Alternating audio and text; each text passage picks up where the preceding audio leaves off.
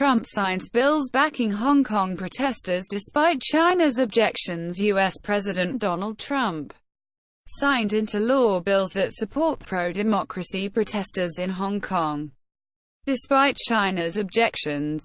The first measure threatens sanctions on officials responsible for human rights violations in Hong Kong. It also requires the U.S. State Department to annually certify that Hong Kong has sufficient autonomy from the rest of China to justify its special trading status. TikTok apologizes for blocking 17-year-old who criticized China. Chinese startup ByteDance-owned lip-syncing video platform TikTok issued a public apology for suspending 17-year-old American girl Firoza Aziz's account, which was also reinstated. The suspension had come after Aziz posted videos on alleged Uyghur Muslim concentration camps in China, disguised as makeup tutorial. However, TikTok claimed that the ban was not related to the topic of the videos. Apple shows Crimea as part of Russia in Russia. Ukraine condemns it. Apple made changes to its maps and other apps to depict the disputed territory of Crimea, which Russia annexed from Ukraine in 2014, as part of Russia when viewed by a user within the country.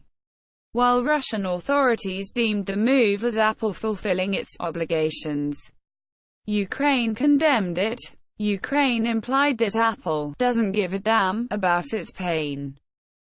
90 students, mostly Indians, arrested from fake U.S. university. U.S. authorities arrested 90 foreign students, mostly Indians, after they enrolled in a fake university created by the Department of Homeland Security to check for immigration fraud. Over 250 students have been arrested so far for enrolling in the now closed University of Farmington.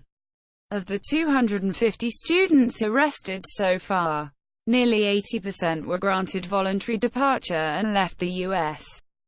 Sri Lanka President Rajapaksa arrives in India on his first foreign trip. Sri Lanka's President Gotabaya Rajapaksa on Thursday arrived in India for a 3-day visit.